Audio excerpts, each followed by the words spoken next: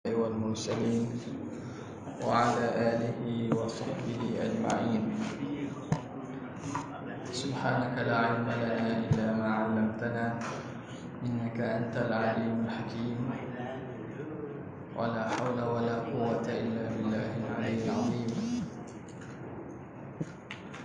رب اشرح لي صدري ويسر لي أمري واحلل عقدة من لساني يفقهوا قولي سدد لساني واهد قلبي بحق سيدنا محمد صلى الله عليه وسلم. اللهم ألهمنا بالعلم وزينا بالحلم وأكرمنا بالتقوى وجملنا بالعافية.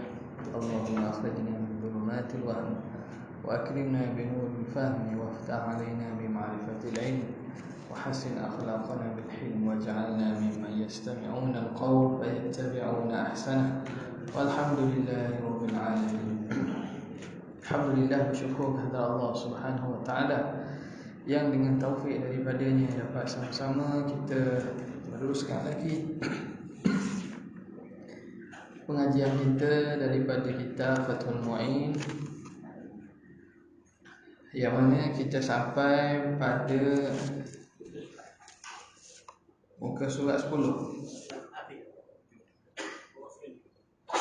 Oh sekali ya. Wa nasibah. Bismillahirrahmanirrahim. Qala al-muallif rahimahullah wa nafa'ana bi'ulumihi fid dharain amin ya rabbal alamin.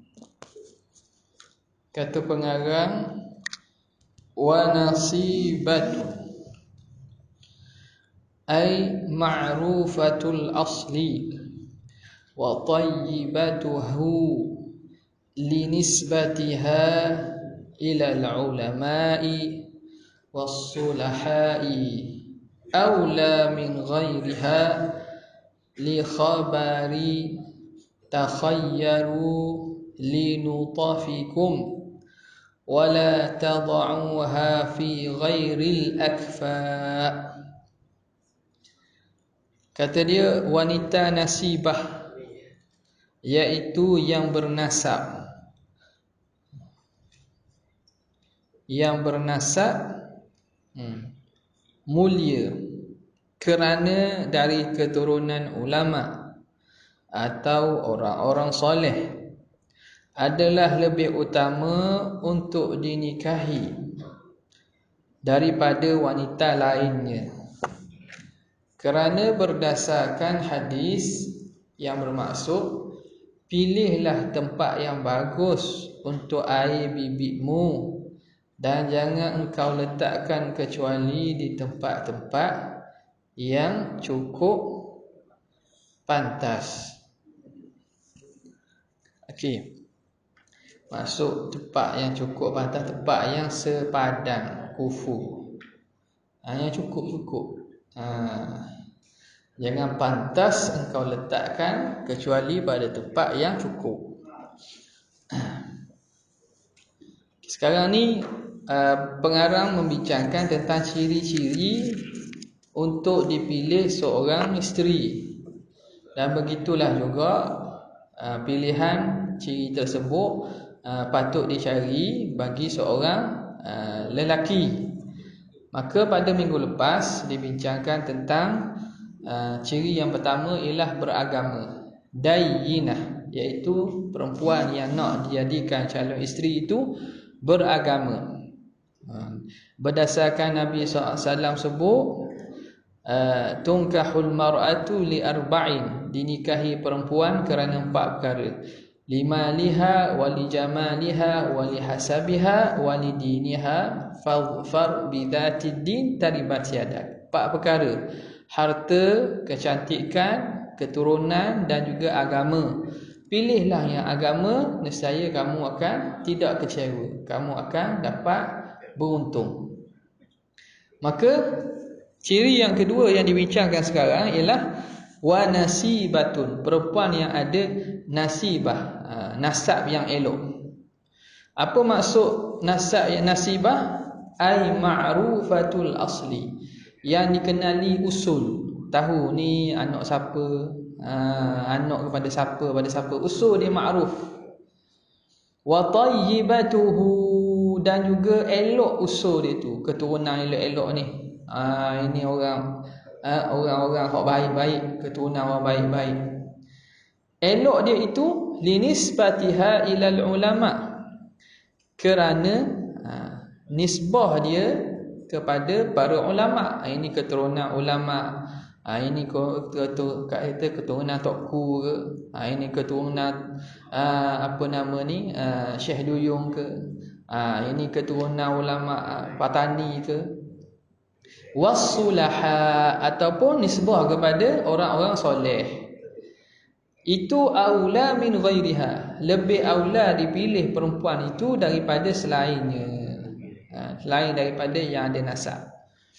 Ini berdasarkan hadis takhayyaru linutafikum, pilihlah untuk nutafikum, untuk keturunan kamu. Untuk meletak nutafikum ni makna air mani lah, untuk meletakkan keturunan kamu.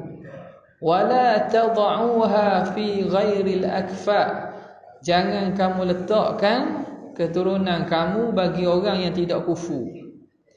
Orang yang tidak kufu. Jadi isu kufu tak kufu ni memang ada lah dalam syariat, dalam agama. Kerana sebab dia banyak. Pertamanya untuk menjaga pihak suami isteri, yang keduanya menjaga pihak keluarga. Nampak? Kena tengok jugalah. Sebab itu sekarang ni bukan yang nak berkahwin tu bukan suami isteri saja, laki puan saja. Keturunan dia sekali kena ambil kira tu. Ambil kira. Kalau dak kufu kadang-kadang suami kena hina. Dak kalau perempuan lebih, suami kena hina. Dak, sebab keturunan dak sama kufu. Ataupun perempuan tu keturunan yang tidak sesama dengan suami, kayak gini dia kena hina di keluarga suami pula. Jadi itu menyebabkan kepada tidak bahagianya ataupun tidak stabilnya dalam rumah tangga.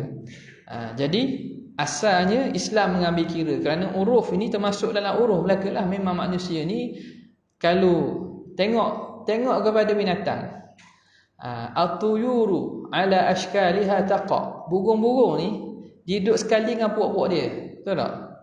Burung mana? Burung kakak tua sama dia. Burung raja sama, dia duduk campur. Dia duduk campur. Sama kufu. Nampak? Dari segi binatang. Sebab itu fitrah. Manusia ni senang selesa dengan yang sama. Yang sama, yang ada persamaan sikit. Jadi dari kerana itu syariat mengambil kira dalam masalah kufu ni. Tapi adakah dia syarat? Tak.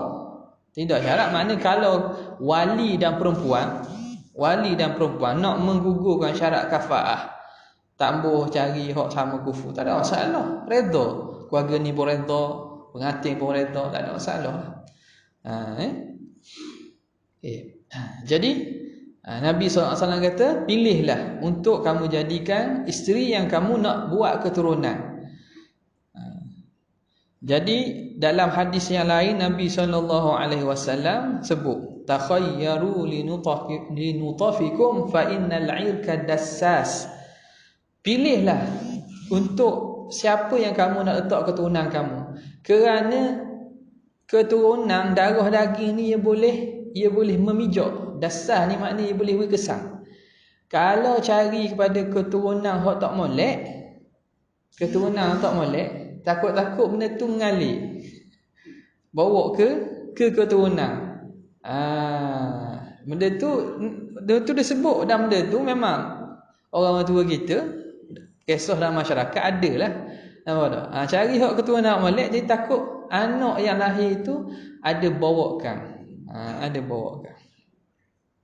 Nabi pesan sekali lagi, iyyakum wa khudara'ad diman, jaga-jaga kamu dan juga khudara'ad diman. Ni satu istilah, khudara'ad diman. Jadi sahabat tanya, qalu ma hiya Rasulullah, apa dia yang hijau yang membunuh?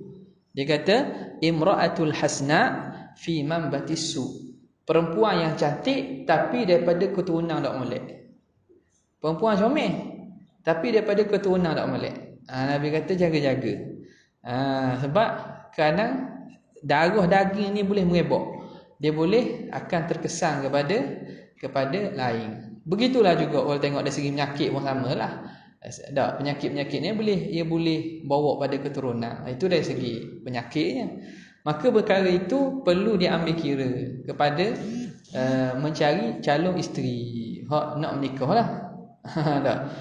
Jadi hak jadi masalahnya kadang kerana cepat-cepat dan tidak tarayus, tidak berwaspada dan tidak ambil cermat.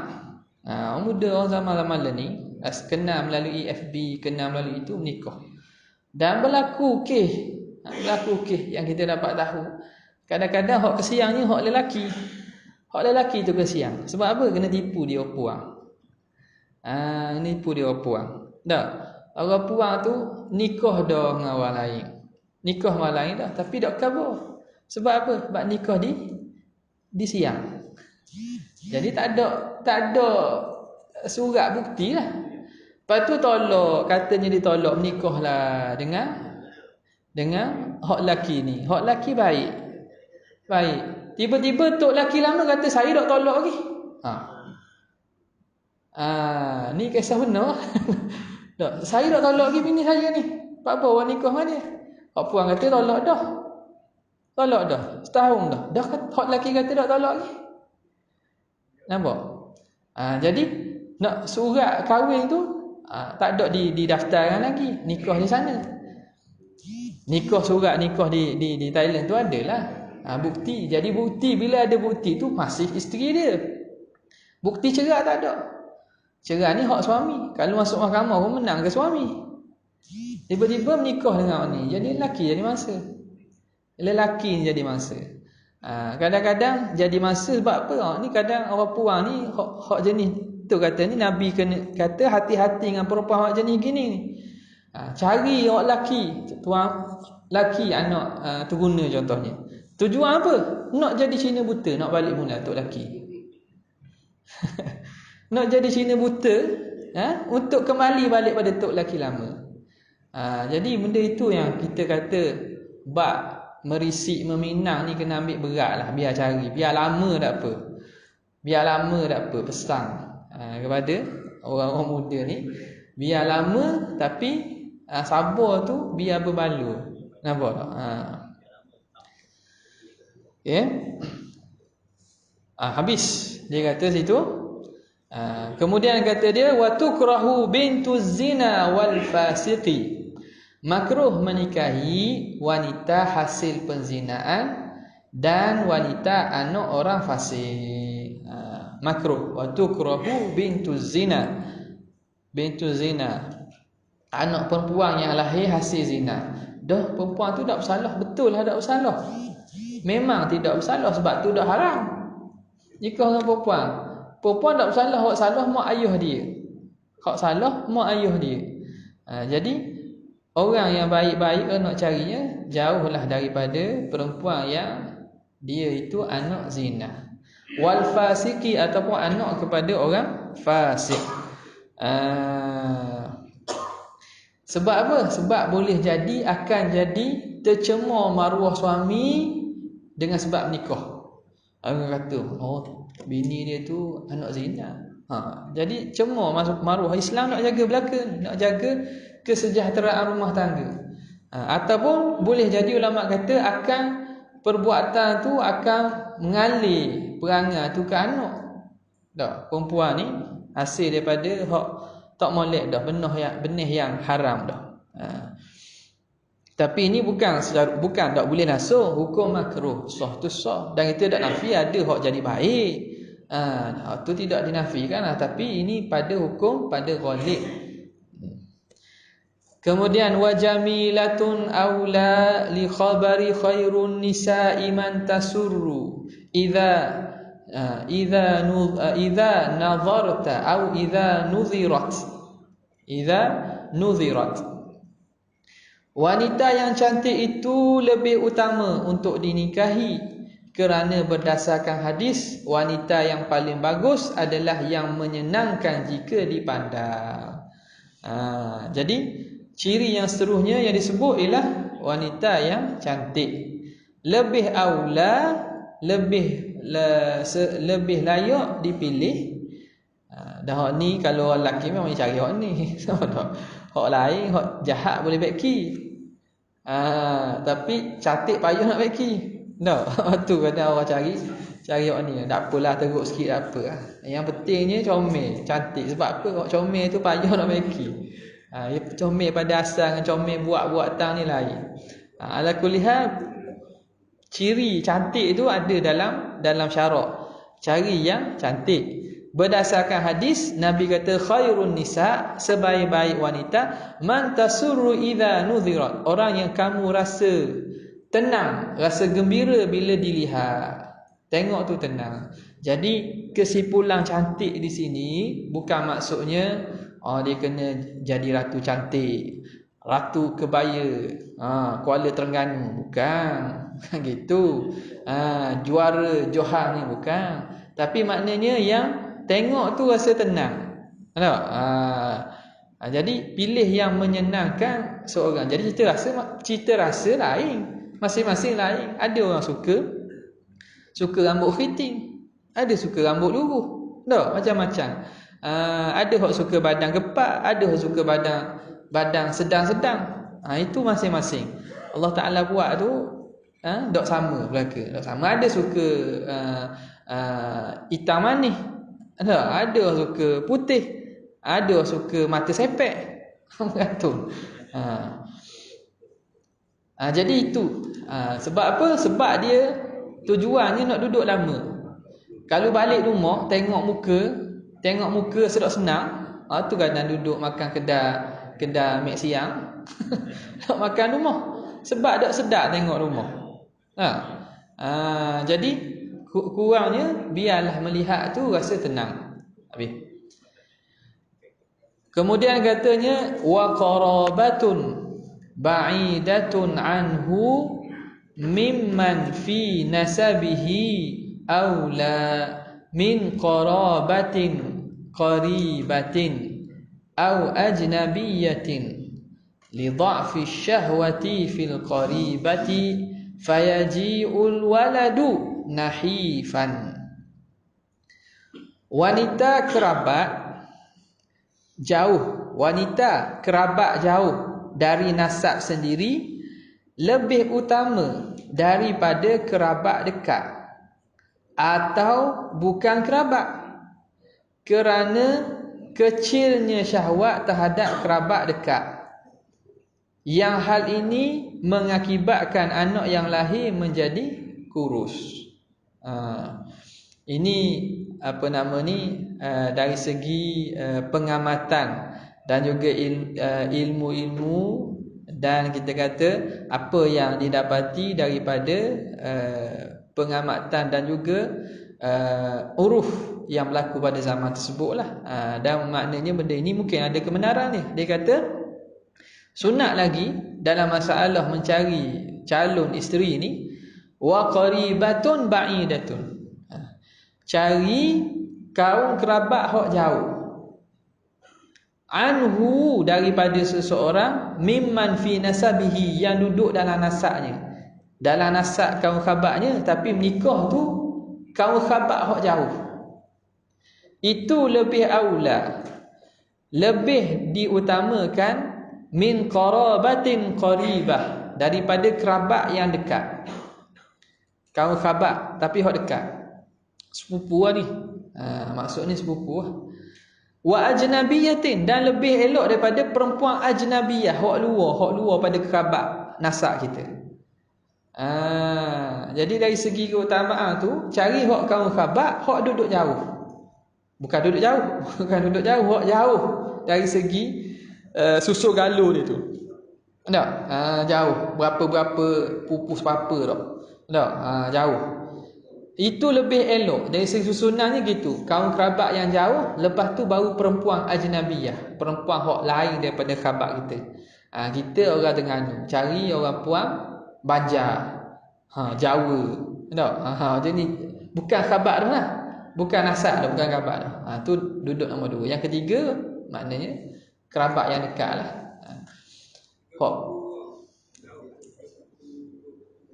Dua pupu dianggap jauh dah. Berdasarkan Sekawinan Sayyidina Ali dengan Siti Fatimah. Sayyidina Ali dengan Siti Fatimah, dia dah anggap dekat. Dia tidak dianggap dekat. Sebab apa? Lepas ni akan sebut. Kenapa disuruh cari hak jauh ni? Hak jauh. Li dha'fi syahwati fil qaribah. Kerana lemahnya syahwat pada kaum kerabat hak dekat. Dah sebab hak dekat kan mungkin biasa, anggap macam adik-beradik, anggap macam kawan dah seumpamanya. Jadi rasa tu tak sama. Tak? Keinginan tu tak sama dah sebab dekat. Maka dibimbangi fayaji'ul waladu nahifan. Maka akan datanglah anak. Kalau dapat anak pun kurus. Nahi ni makna tak sihat lah. Nahi ni kurus di sisi orang Arab ni satu sifat yang tidak terpuji lah. Kurus ni kurus kering kan ni. Kurus kering, tidak sihat. Okey. Apa itu dekat tu? Wal qaribatu man hiya fi awwali darajatil umumati wal khuulati. Wanita kerabat dekat adalah saudara sepupu, anak paman, anak pak dara dari pihak ayah maupun ibu. Itu maksud dekat. Makna dekat sini nikah sepupu. Nikah sepupu hak betul-betul, hak tu panggil dekat. Kalau dua pupu ataupun anak sepupu dua pupu tak? Anak sepupu dua pupu lah. Tahu dah orang panggil dua pupu tak? Ke lain? Anak sepupu dah dua pupu?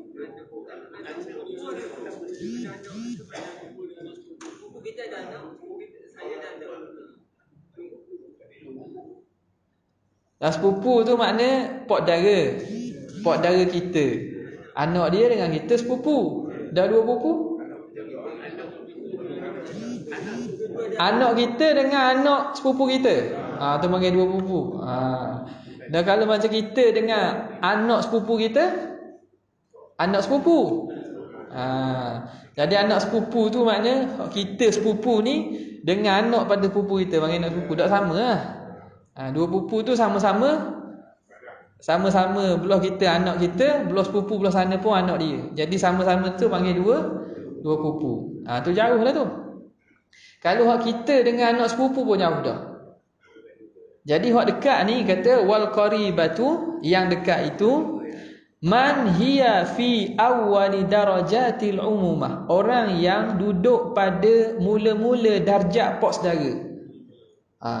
Pak saudara umumah belah bapa ataupun belah ibu. Jadi kita menikah dengan anak pak saudara belah pak atau anak pak saudara belah mak. Itu nama kerabat hak dekat. Kerabat hak dekat. Makna nikah dengan anak dia dah dekat lah. Faham tak? Kita menikah dengan anak sepupu. Anak sepupu dah dekat lah. Hak dekatnya kita dengan sepupu. Kita dengan sepupu. Okey, habis. Wal ajnabiyatu aula minal qarabatil qaribati. Dan baca lagi tak? Patut. Wala yushkilu.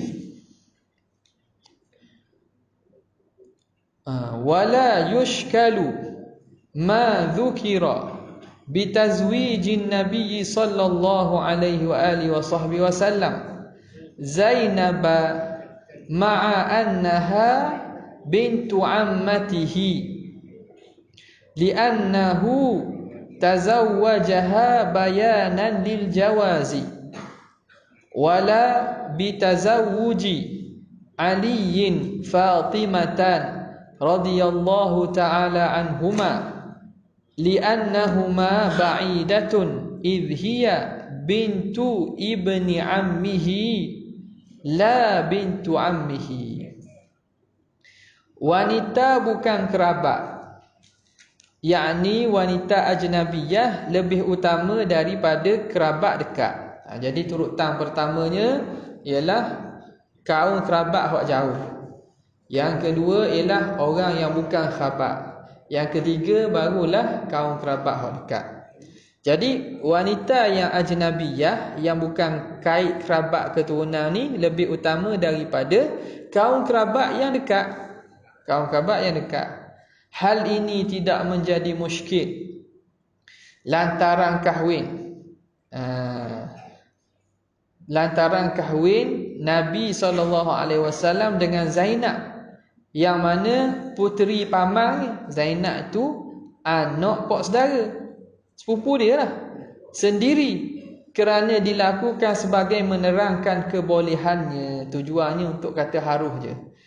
Juga lantaran kahwinnya Sayyidina Ali radhiyallahu taala anhu dengan Sayyidina Fatimah, kerana ia kerabat jauh, iaitu puteri anak lelaki paman, yakni cucunya paman, bukan puterinya paman, bukan anak pak saudara, tapi kira cucu pak saudara. Okay, sekarang ni dia nak terang kepada dekat jauh ni. Dia buat datang contoh. Dia kata wal ajnabiyatu aula minal qarabatil qaribah. Perempuan yang ajnabiyah, yang bukan dalam keturunan dia, itu lebih aula, lebih utama dinikahi daripada kaum kerabat hak dekat. Wala yushkalu, tidak diiskal, tidak ada muskil, tidak dibuat iskal, ma dzukira bi tazawujin Nabi sallallahu alaihi wasallam Zainab, dengan berkahwinnya Nabi sallallahu alaihi wasallam dengan Zainab binti Jahshin. Zainab binti Jahshin, ma'a annaha bintu ammatihi, walhal Zainab itu anak kepada ammatihi, anak kepada mak dara dia, mak dara belah pak, maknanya adik-beradik pak dia, Zainab binti Jahshin tu. Jadi Jahshin tu ayah kepada Zainab tu nikah dengan adik-beradik puang pada ayah Nabi, Abdullah.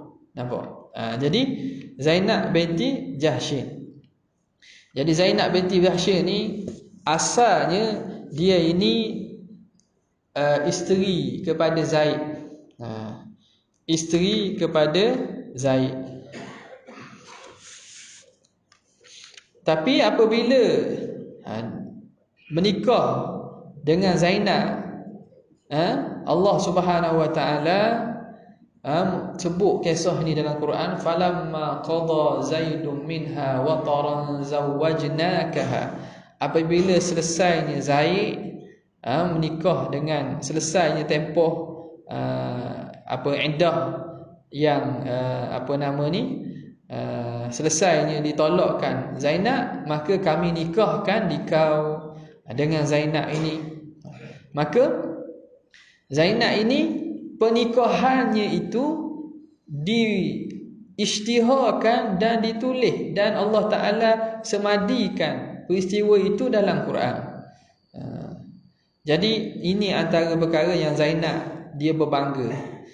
Dia kata, kamu semua wahai isteri-isteri Nabi menikah dengan wali aku ini, Allah Ta'ala sendiri menikahkan aku daripada 7 tala lagi. Turun ayat daripada Quran menyatakan bahawa aku dimenikahkan dengan Rasulullah sallallahu alaihi wasallam. Jadi dia ini Zainab binti Jahshin ni, isteri Nabi ni, orang yang sangat banyak bersedekah. Dia banyak bersedekah. Dia cari-cari hasil, dia usaha-usaha berniaga, dia sedekah banyak. Dan dialah orang yang pertama isteri Nabi yang mula-mula ikut Nabi selepas pada Nabi wafat. Siti Khadijah tu sebelum Nabi wafat. Nabi kata asra'ukum luhuqan bi atwalukum yadan. Nabi kata orang yang mula-mula mengiringiku lepas aku mati, maknanya dia akan mati lepas pada aku, ialah Zainab binti Jahshin. Sebab apa? Nabi kata orang paling cepat mati selepas pada aku mati, orang yang paling panjang tangan. Panjang tangan ni maknanya kuat derma, kuat sedekah. Dan adalah Zainab binti Jahsy ini, dialah yang mula-mula daripada isteri Nabi yang lain meninggal setelah daripada wafat Rasulullah sallallahu alaihi wasallam. Tahun 20 tahun 20 Hijrah.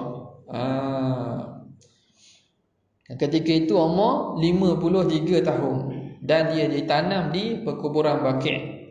Tanam perkuburan Baqi'. Bahkan Siti Aisyah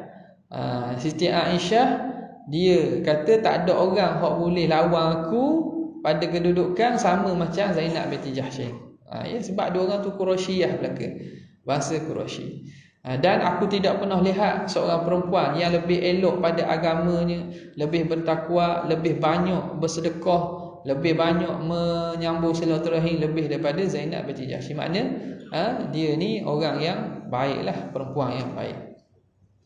Okey, jadi itu tidak dikira tu sebab apa? Sebab Nabi nikah itu kerana dua perkara. Pertamanya untuk mengatakan boleh menikah sama sepupu. Yang keduanya untuk membatalkan pemahaman tentang konsep anak tiri. Zaid ini ialah anak tiri Nabi.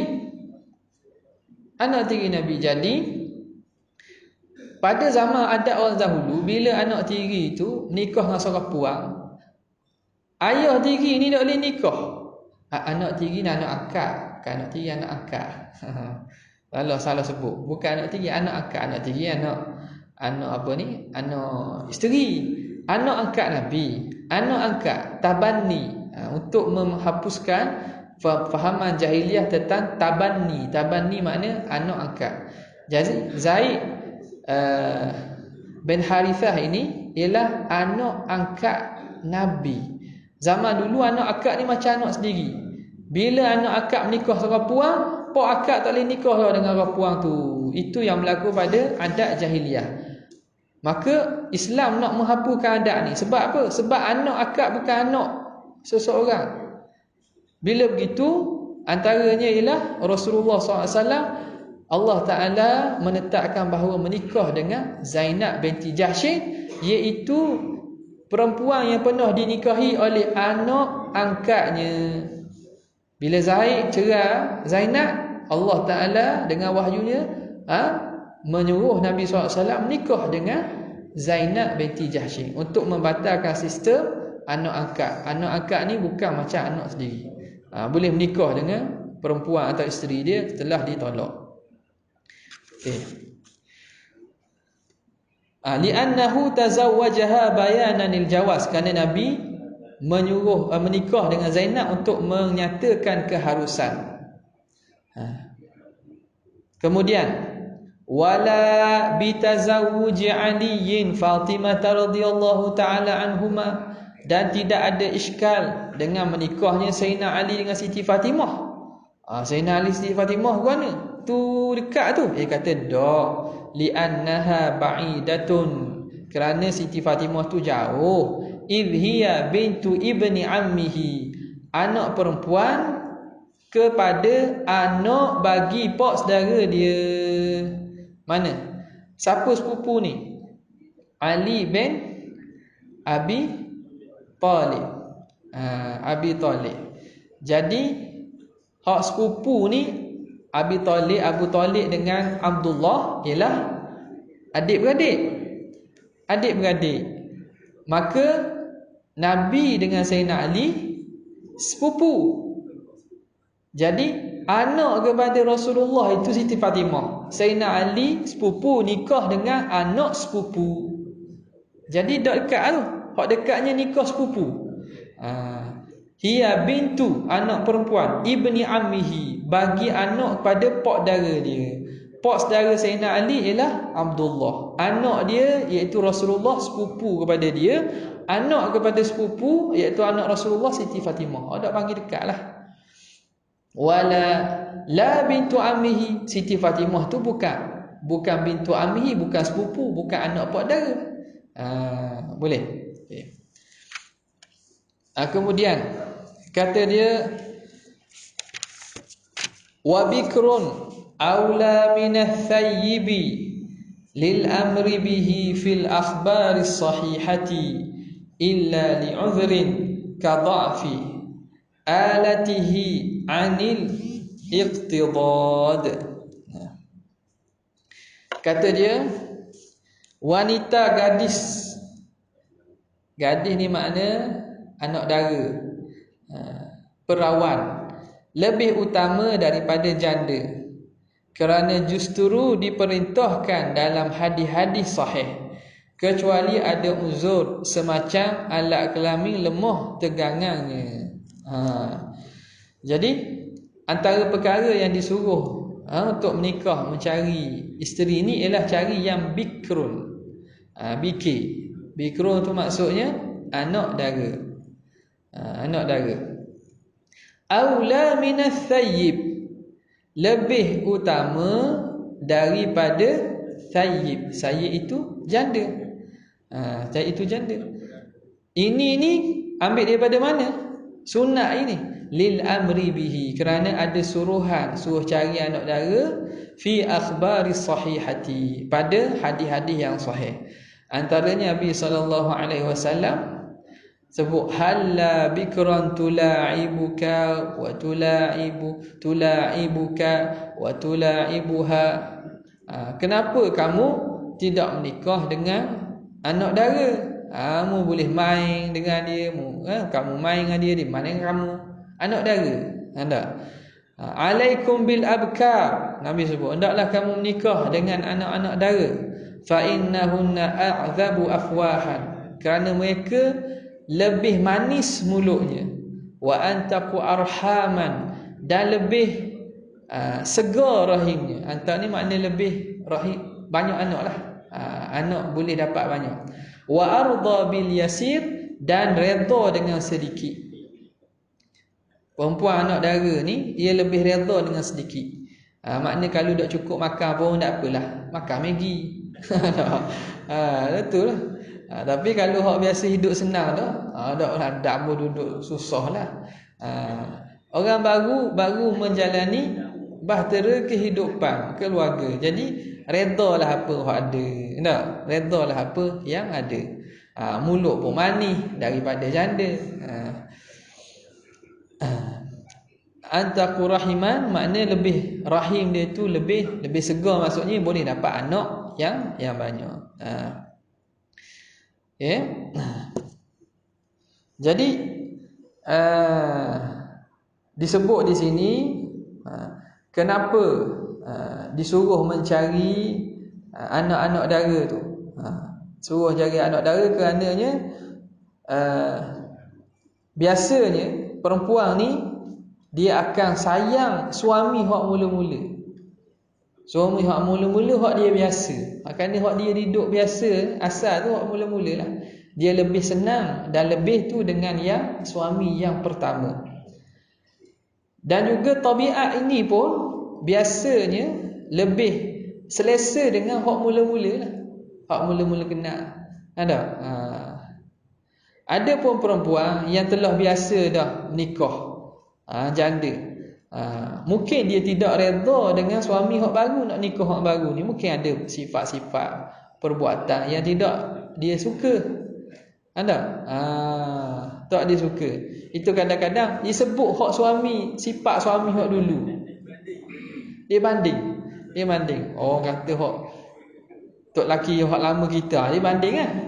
Kalau hak baru ni bagus, hebat pada hak dulu, boleh tahan. Tapi kadang-kadang nak hebat semua payahlah. Dia banding, dia akan sebut. Yang keduanya, antara lain lagi ialah perempuan ni dia akan lebih sayang kepada yang pertama. Dia akan lebih sayang, lebih cinta kepada yang pertama. Naqil fuadaka haitsu syi'ta minal hawa mal hubbu illa lil habibil awwali kan manzilin fil ardi ya'lifuhul fata wa haninuhu abadan li awwali manzili. Dia kata, pindahlah hati kamu ke mana saja yang kamu nak. Tidak ada cinta itu kecuali kepada kekasih yang pertama. Di mana saja kamu tinggal, kamu pergi menetap oleh seseorang, di mana tempat seseorang itu menetap, pasti kerinduannya kembali kepada tempat pertama hak dia lahir. Macam kita mana-mana pindah pun mesti kita nak kampung halaman, mesti kita nak tempat hak pertama hak kita lahir, tempat hak pertama kita duduk. Jadi samalah tabiat pun dibuat itu.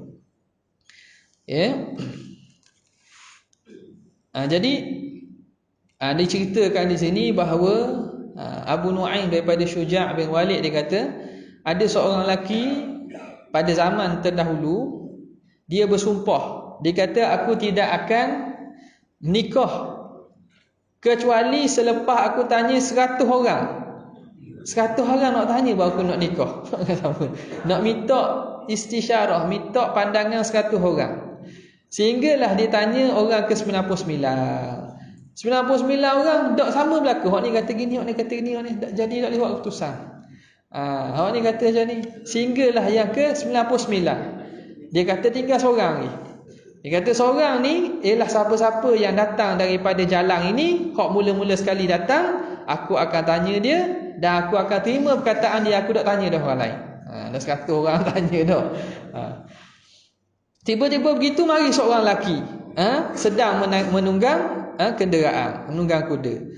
Lalu dia pun ceritalah kisah dia. Dia cerita kisah pada lelaki ni, kata nak cari untuk mendapatkan nasihat, nak menikah perempuan. Jadi katanya perempuan tu ada 3 jenis. Ada 3. Satu untuk kamu. Satu dia akan makan kamu, khianat kamu lah. Satu untuk kamu. Satu makna kamu dapat manfaat daripadanya. Satu dia akan kerjakan kamu. Satu lagi dia tak beri manfaat pada kamu, tak beri mudarat. Makna tak boleh manfaat dan tak dapat mudarat. Kemudian dia pun kata lepaskan kuda itu. Maka dia kata cuba kamu cerita apa kisah kamu, boleh cakap gitu. Dia kata aku seorang lelaki daripada ulama Bani Israel. Aku ni hak beri nasihat tadi, lelaki daripada ulama Bani Israel, yang mana qadi di tempat aku tu mati belaka dah. Lalu aku naik kuda ini untuk melepaskan diri aku daripada menjadi tok qadi. Jadi makna perkataan hak orang sebut tadi tu betul lah. Sebut, dia kata satu untuk kamu, apa dia? Anak dara. Kalau perempuan hak pertama ni anak dara. Anak dara tu itu dia akan manfaat bagi kamu. Ada pun yang akan makan kamu, akan nyusah kamu. Wahidun alaika ialah perempuan yang dah ada anak. Janda hak ada anak. Mu nikah dengan dia nyusah kamu. Nyusah nikah dengan dia nyusah kamu. Yang ketiga ialah janda hak tak ada anak. Hak tu la alaika wala laka. Hak tu dah boleh jadi dia dapat manfaat, boleh tak ada manfaat. Jadi ada 3 jenis. Hak dapat manfaat kamu nikah dengan anak dara. Kalau janda, ia akan kerja kamu. Hak yang ketiga ni ialah janda yang tidak ada anak. Jadi hak tu nasihat daripada orang Yahudi inilah, daripada orang Yahudi ini. Kecuali kerana uzur, qada fi alatihi anil iqtida, seperti lemahnya alat kelamin untuk alat, makna lemah tenaga batin waktu tak apalah nikah dengan hak tok dara pun tak apa, cari anak dara pula, kesian dia. Jadi sekadar tu sajalah untuk minggu ni. InsyaAllah kita akan sambung pada ini. Wabillahi taufiq. Assalamualaikum warahmatullahi wabarakatuh.